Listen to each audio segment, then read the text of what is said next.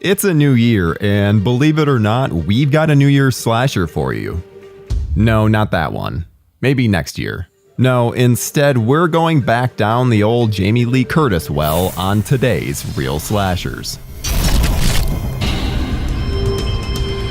Pranks going wrong could almost be considered a staple of the slasher genre. There's just nothing that turns someone into a killer more efficiently than a good old-fashioned prank. And if she's involved, forget about it. Join us on the train ride from hell as we board Terror Train. Look, Elena's nice. Confused, but nice. You know, a surprising number of the movies we talk about in this series were made because of some producers wanting to rip off Halloween, and today's entry is no exception. What is different is that producer Daniel Grodnick actually asked permission from John Carpenter and Deborah Hill, who in turn gave their blessing. So if you're going to rip something off, make sure you ask the original creators first. And there's nothing quite like a tale of revenge. The film comes from first-time director Roger Spottiswoode, who had served as Sam Peckinpah's editor for several years. So it was certainly in capable hands behind the camera. T.Y. Drake was tasked with scripting Halloween on a Train and got to work on fleshing out the story. One New Year's Eve, Alana Maxwell, played by Scream Queen Jamie Lee Curtis, reluctantly helps her friends prank poor Kenny. They're a group of fraternity brothers, and Kenny is their lowly pledge. Like most things in the 80s, they take things way too far, and right when Kenny thinks he's gonna get it on with the lovely Alana, it's revealed to be a corpse. He freaks out, and rightfully so. Apparently, he had been traumatized as a kid, and this brought up repressed memories, because, just having this happen to someone wouldn't have been enough to set them off, apparently. Finally, we jump ahead 3 years, and the same group of fraternity brothers and sorority sisters are holding a New Year's party on a train. Their whole intention is to have a good time, but no one told them that revenge was on the menu. Everyone that took part in the prank is taken down one by one, leaving just Alana. Despite the viewer assuming that Kenny is the killer, there is still a whodunit element to the story. They even bring in this magician, played by David Copperfield, as a sort of red herring. The film is constantly asking you to question the illusion of reality, whether that's through a would-be prank or actual magic. While most of the cast consists of unknown 20-somethings, veteran character actor Ben Johnson was cast as Karn, the train conductor. He has a presence in the film that adds a bit of gravitas, similar to Donald Pleasance in Halloween. He feels like a guide for both the characters as well as the actors. When he's around, you expect him to handle the situation. Eventually, it's revealed that the magician's assistant was actually Kenny dressed as a woman. It's shockingly convincing, and I know I never thought once that this was anything other than a blonde woman. This was 12 years before The Crying Game and was actually quite innovative. They could have very easily taken the cheap route of using 2 different actors for the role, but instead they went with someone who actually cross-dressed in Derek McKinnon. While the director had many issues with McKinnon due to his inexperience, you wouldn't know that from the finished product, as Derek gives a great performance. His freakout towards the end is pretty incredible. Unfortunately, the movie just kind of ends. The killer is knocked off the train, and we see the train ride off into the distance. Credits. Did they run out of money or something? Would it have been asking too much to see the train get back and see the kids all safe and sound? Would have helped bring a little more resolution to the story, since it seemingly just ends. In fact, it feels like there's a missing shot of Kenny reaching out of the frozen lake. As is, the film just kind of feels incomplete. Not to mention the fact that Alana doesn't really give her big heroine moment. She's mostly just a victim, even forced to kiss Kenny. It's actually Karn that saves the day. Again, very similar to Halloween, with Loomis coming in at the end and shooting Michael. But Laurie puts up a bit of a fight before that. Alana just cowers away, and we don't even get a follow-up shot of her. The movie is simply over as soon as the killer leaves the picture. The focus is seemingly just in the wrong place. They said he killed somebody before. And they said it might have been an accident, but he killed somebody. It's not too hard to understand why Kenny goes about killing these people. But let's be clear, Kenny was crazy long before the prank. And they said it might have been an accident, but he killed somebody. But I have to give some credit to Kenny for his ingenuity. He dressed as a woman, tricked an illusionist in the process, and was able to get hired on for the party of his traumatic prankers. Talk about planning. Revenge is a massive motivating factor for this killer, and so there's a certain malice to each of his murders. But most of the violence comes from the aftermath versus the actual kill itself. The majority are unseen stabbings or quick cutaways, and we're left to discover the gory bits with whichever train rider happens to come across the scene. As far as his look goes, that changes a lot as the film goes on. Usually a killer has one distinct mask that we can talk about, but in Terror Train, the killer has multiple. Each of the fraternity brothers has a different costume for the party, and the killer takes theirs for his own when he murders them. The Groucho Marx mask is such an ingenious design that it really makes you yearn for more of it. But unfortunately, it's one of the least featured as it's taken from the first kill of the movie, Ed. See, Ed is one of the more annoying human beings you'd ever come across in life. They just all aboard? That's ridiculous. They can't be bored. I haven't even started. He's so annoying that people don't even know when he's being stabbed in the gut with a sword. Instead, they just think he's being his usual self and ignore him. Don't be like Ed. Next is the Lizard, which is the rubber suit that looks straight out of Humanoids from the Deep. It is the silliest look and thankfully not featured very often. The bird outfit is seen worn by Mo, and Kenny is only seen from the waist down when he's wearing it, so it practically doesn't even count. Then we've got the monk outfit.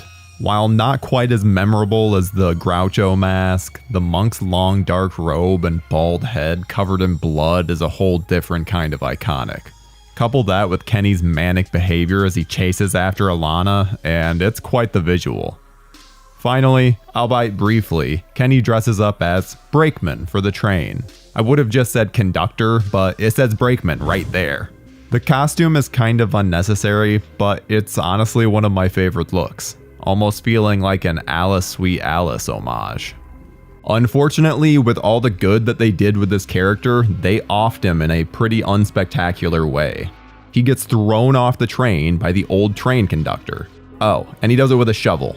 Talk about demeaning. We then see as his body floats in the frozen river. It's very underwhelming given how well they've set him up as the story progressed. This third act fall off started to be very common with the slasher films that had spawned from the Halloween craze.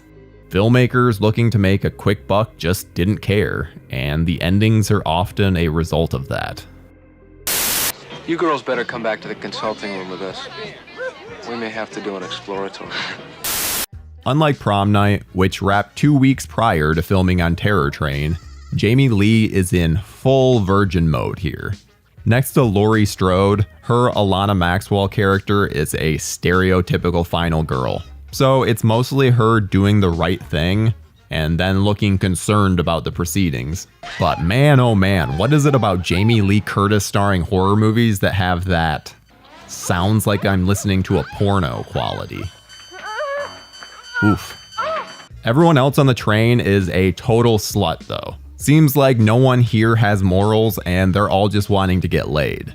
Given that these characters are mostly fraternity brothers and their sorority girlfriends, I guess I shouldn't be surprised, but yeesh. The film avoids going for the kind of nudity you would expect. Yikes. Almost looks like the bathroom lady out of The Shining. We also get some random boobs later, but hey, random is better than dead. Based on the reaction during the magic show, there would be a straight up riot if I didn't include David Copperfield here. He oozes the 70s and wouldn't stand out on a disco dance floor with his over-the-top outfit. They show several of his tricks fully, so if you're into magicians, then you've got all you could ask for and more. This guy knows his magic. He and Jamie Lee have a fun, flirty thing going on, which makes sense since they're the prettiest people in the movie. Other than Karn, of course. He's gonna kill somebody! We've got to tell them! I'm not moving. There's really nothing quite like seeing a bad person get their comeuppance. Here, we've watched as Hart Bochner's Doc has treated just about everyone on the train with some level of disrespect. He's the lead frat guy that everyone else follows, and he's as big of a douche as you'd think he is. And as expected, as soon as the shit hits the fan, Doc is a whimpering baby. See, once the bodies are discovered on the train, Karn reverses course to get them back to safety. Doc decides he's going to lock himself away in a train car. We are gonna die unless we get some help! But I don't know who to trust anymore. I don't even trust you. Excuse me, what? He's manhandling you even as you say this. Damn it, Alana. Thankfully, she leaves because she actually wants to help her friends. While Doc doesn't really care about the other people on the train and thinks he's locked himself away from all of them, and therefore the killer. And unknown to Doc is that the killer is actually hidden away in his compartment. There's a bit of a tussle as Doc tries to get away, but he's trapped in the room because of his own doing. A hand rests on his shoulder, and he's relieved because he thinks it's his buddy Mo. But Doc is so out of it that he doesn't think to look up, and this ends up being his ultimate demise. While we don't see the kill happen, we do get to see the aftermath as Karn comes across it, and it's pretty brutal. Needless to say, Doc got what was coming to him. I never told you. I'm so sorry. You haven't changed. Terror Train came to movie theaters on October 3rd, 1980. Distributed by 20th Century Fox, in what would be their only venture into the slasher genre during the 80s boom, the movie had nearly $5 million in marketing behind it, and managed to bring in $8 million. Like most slashers at the time, the film was pummeled by critics. One of the more positive reviews came from Variety, which called the film competent. I guess we'll take what we can get. Ah, that's better. Come on, look at me. Just my luck, she's a lesbian. While mostly unknown at the time, the cast would move on to much bigger things. Jamie Lee Curtis would wrap up her time in slashers with the following year's Halloween 2, before standing out in big hits like Trading Places and A Fish Called Wanda. Hart Bochner moved on to films such as Supergirl and Die Hard, while David Copperfield would eventually fly. Yeah, this guy is really putting the others to shame with his accolades. Spottiswoode would leave the horror genre well behind him, moving on to direct films such as Tomorrow Never Dies and Turner and Hooch. While Terror Train never received a sequel, fans have always been sure to keep its memory alive. Scream Factory did a Blu-ray of the film in 2012. It has since gone out of print. Fortunately, 88 Films picked up the slack and released a Blu-ray of their own in the fall of 2019 that included a brand new HD transfer, and it's the best the movie has ever looked. So if you're wanting to pick up a copy for yourself, that's really your only option, unless you want to pay an absurd amount. Terror Train may not have had the legacy that Halloween or Prom Night has, but it still maintained itself as one of the premier films of the slasher boom, whether that's because of the memorable masks or just having a legendary Scream Queen as its lead.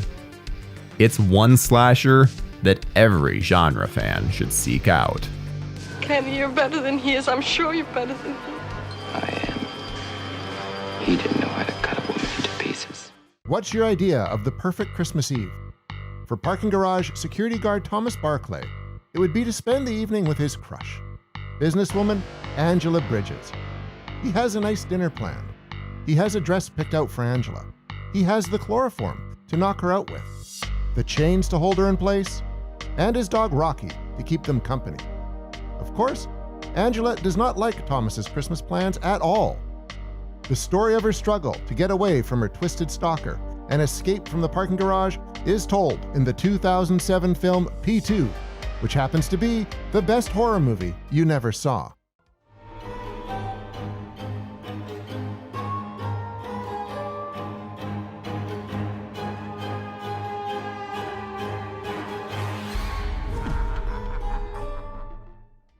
P2 marked the feature directorial debut of Franck Calfon, who first got into the entertainment industry as an actor.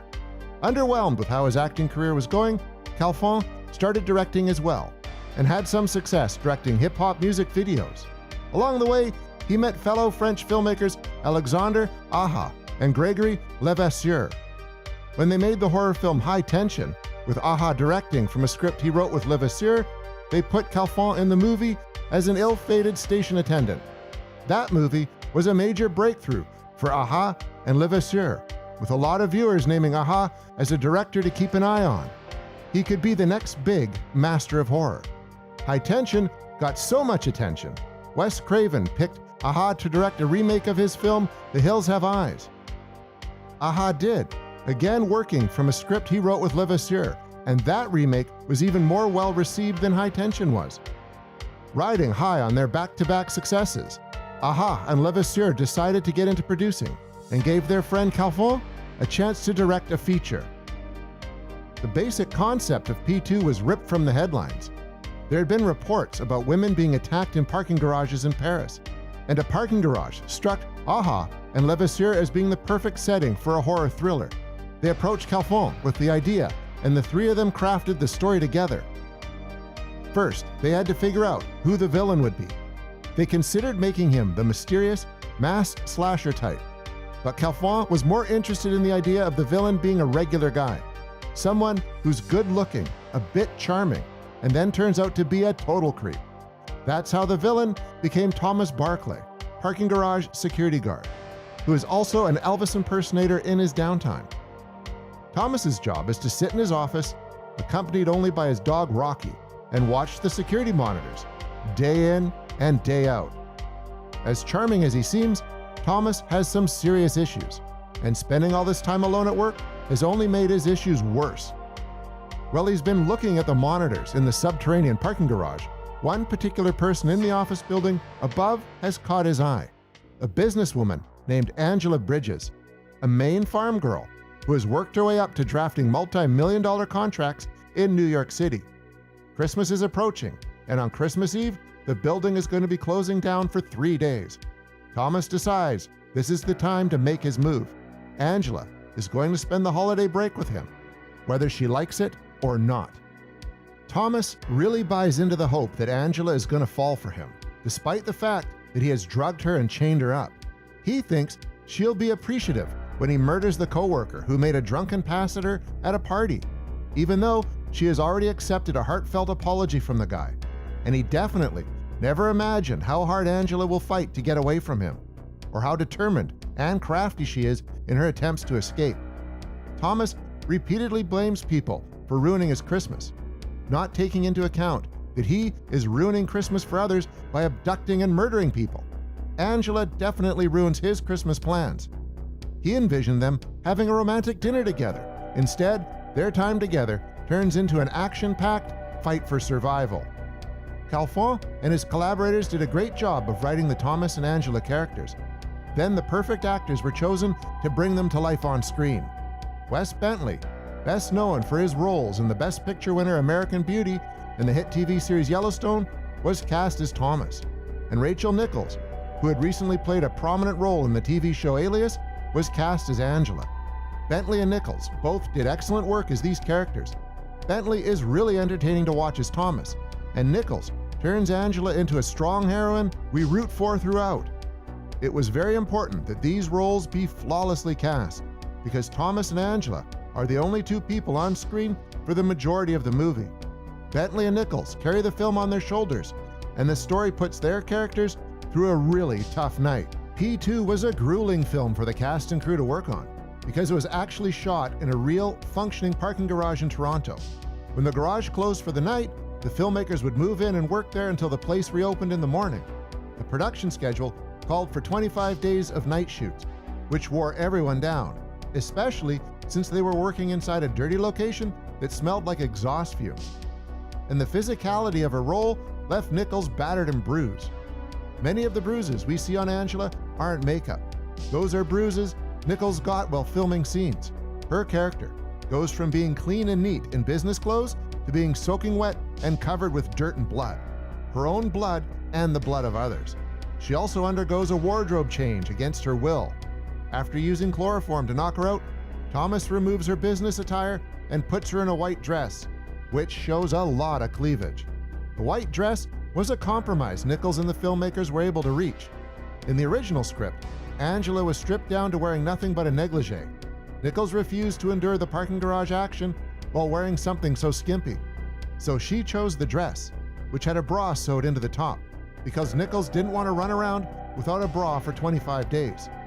She also made sure that it was in her contract that she would not do any nudity. That included making sure the white dress wouldn't show anything when it gets wet. Shots of Angela wielding an axe while showing cleavage are popular images from that film. That image even made it onto the posters, but the actress made sure cleavage is all anyone would see, and it's completely understandable because Nichols definitely needed more coverage and clothing support to do everything Angela goes through. The action wasn't easy, even in the bra-equipped dress. As Nichols told Shock Till You Drop, quote, "This was the most demanding job I ever had. I was in a dress with bare feet, and they made these weird pads for the bottom of my feet. My arms are bare, my legs are bare.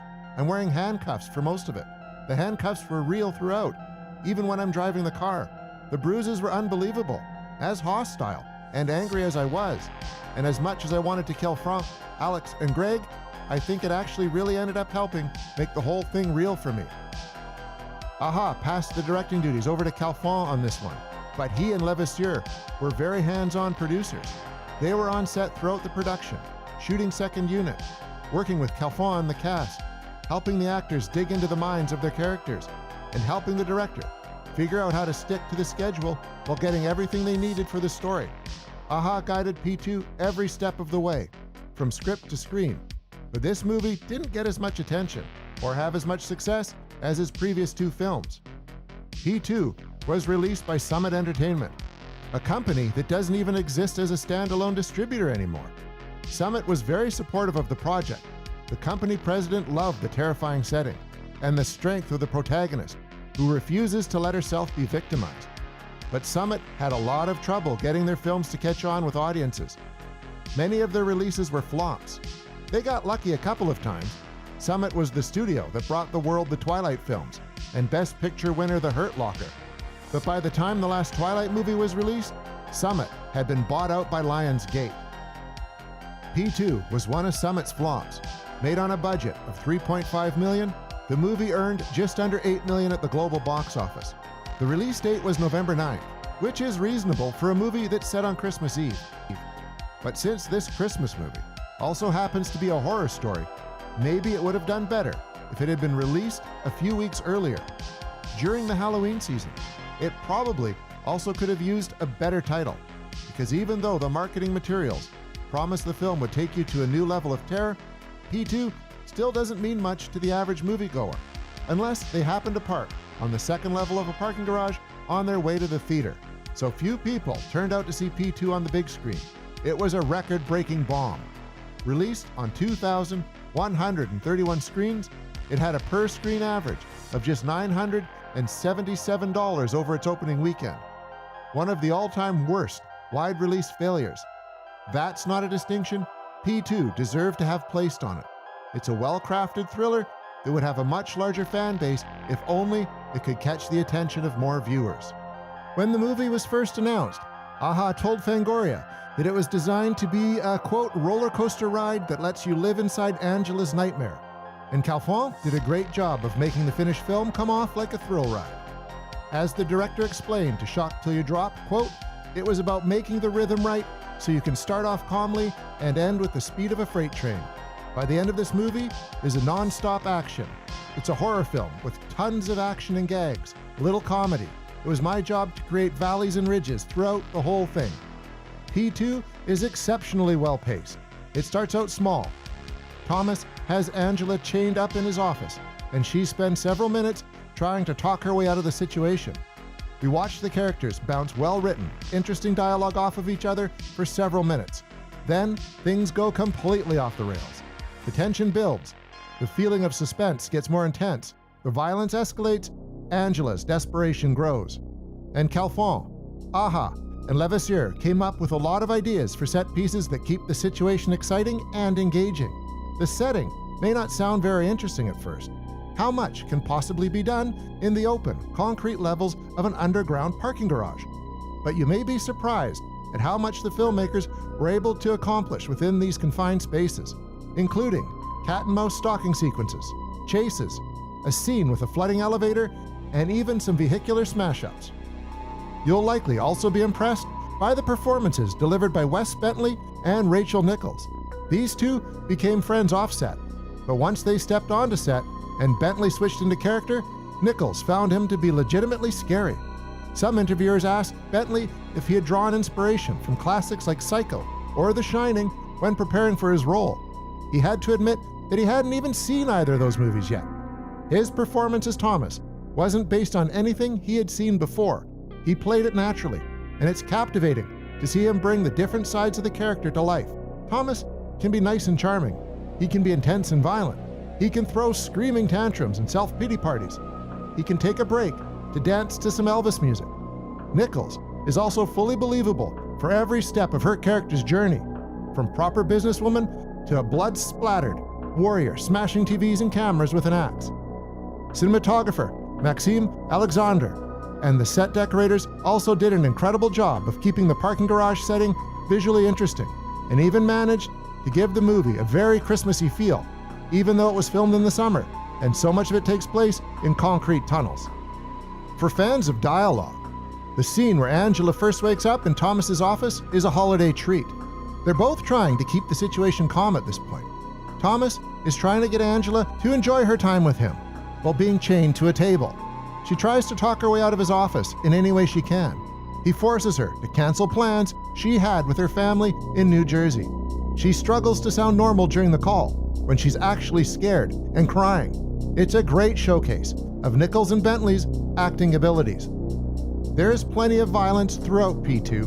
One of the most intense sequences for both Angela and the actress playing her is the one where Thomas sets loose his dog Rocky. Rocky was actually played by a few different Rottweilers, and Bentley had no problem bonding with them. But Nichols is afraid of dogs and remained afraid of Rottweilers during their time on set. So when you see Angela being chased through the parking garage by Rocky or wrestling with the dog in a parked car, the fear Nichols is showing was real. A lot of movie fans like to watch the same movies around the holidays: A Christmas Story, Christmas Vacation, Die Hard, Lethal Weapon, Black Christmas. The list goes on and on. But one movie that doesn't get listed often enough is P2. All these years after it came and went at the box office, the movie still hasn't received enough recognition, and it's about time we turn that around. More movie fans need to add P2 to their annual viewing lists. It's worth revisiting every December for some chills and thrills, so head down into that parking garage and spend some time with Thomas and Angela. You won't have a blue Christmas if you add P2 to your holiday celebrations. Thank you for watching our show. If you like what you see, please subscribe to our JoBlo Horror Originals channel. Tell your friends you like this sort of content, and turn on the bell to receive notifications for all your latest videos. We're an independent company, and we appreciate all of your support. The film is a school on how to shoot on a budget and make it look like more.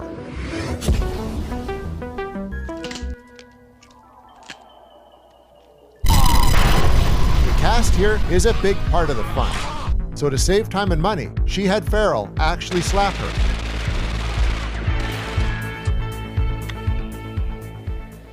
See, this is the problem with these things. Daddy would have gotten us Uzis. 1984, the year of many interests and fears for Americans, from fears of a nuclear attack still remaining to a love-hate relationship with consumerism. American films explored teenage life in all of its aspects. Some of these films were more memorable and on point for life and fears of the American teenager.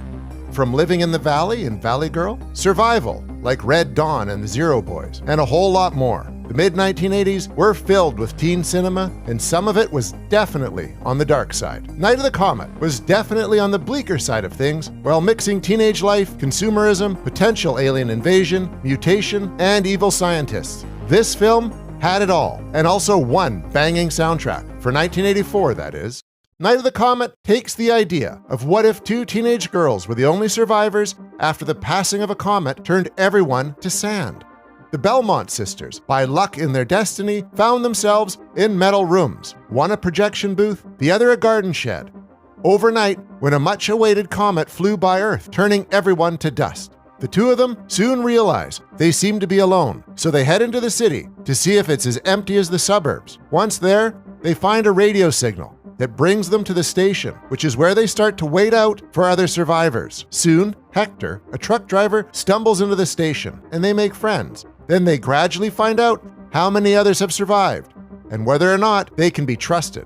It's a post-apocalyptic world, and no one is safe. The film itself seems like a limited audience movie, but one watches, and it becomes clear that it's more than that. Much more than that, in fact. The film here has some fascinating ideas, and it has a solid lead cast, making it easy to get into the story. Of course, the side of mutant zombies and the soundtrack don't hurt either. The film is entertaining and well done, and it knows how to make the most of its budget.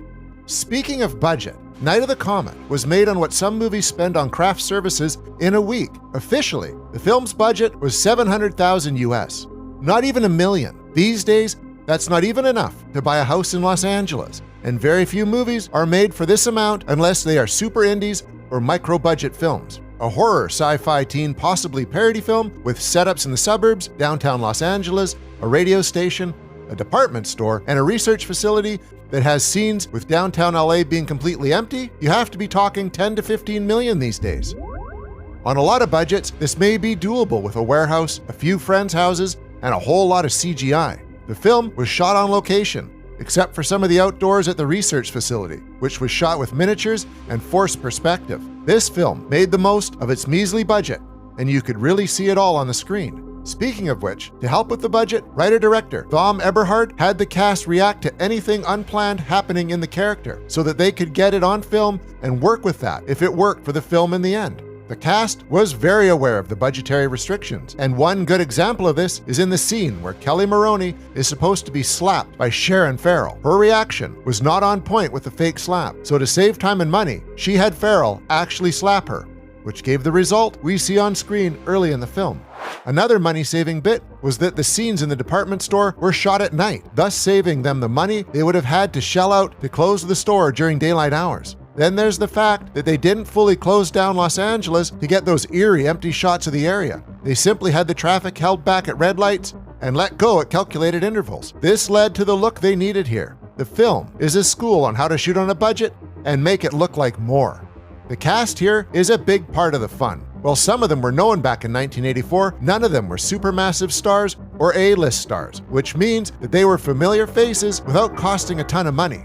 Catherine Mary Stewart, who plays Regina Belmont here, was becoming a rather familiar face with credits including The Last Starfighter, 150 episodes of Days of Our Lives, Knight Rider, The Beach Girls, Nighthawks, and even The Apple, to name a few. She was a more than familiar face for those who watch television a lot, and was already making a name for herself in films.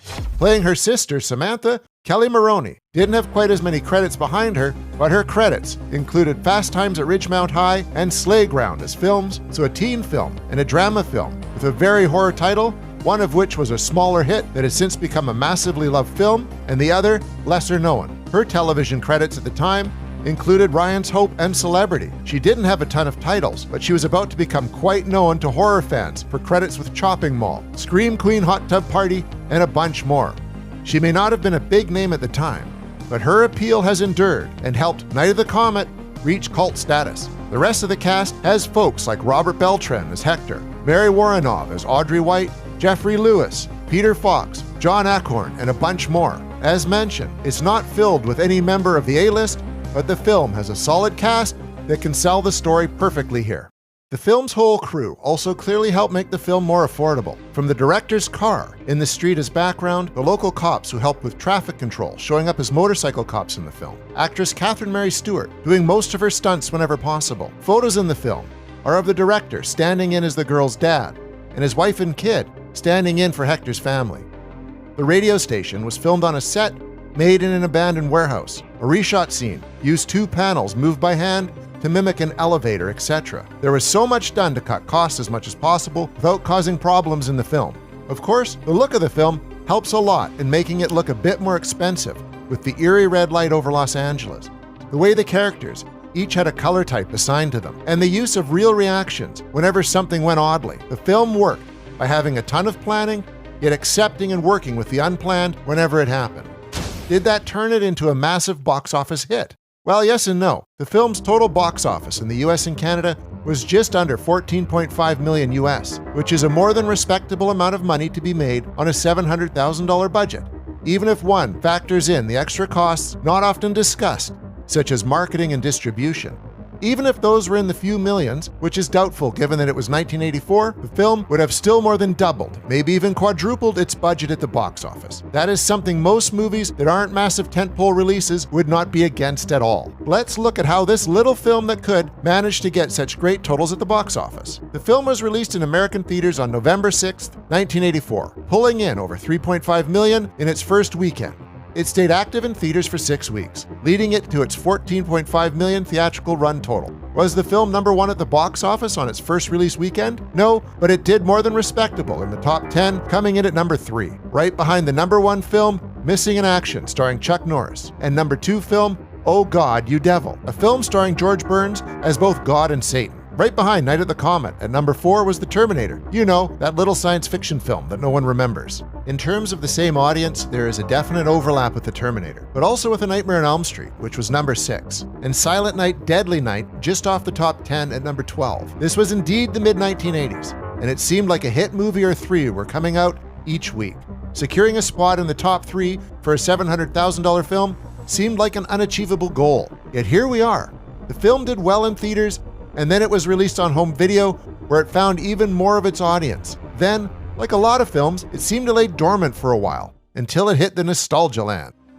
The convention circuit, which seemed to be the only place to buy the film on DVD for a while. Of course, now with all the nostalgia labels doing Blu-ray releases, Night of the Comet was bound to come up, and it did. This means it's now easier than it has been in a long time to get it in good condition, high definition, and with some decent extras.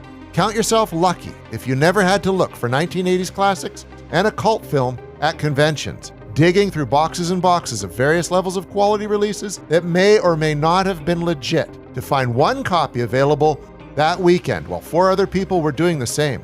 What this means here, children, is that looking for movies in the olden days was our version of going to school uphill both ways. Now, there is another major factor in this film that seems to get discussed very little, and that is the soundtrack. It made a big difference on fans, pushing them from liking the film to straight up loving the film.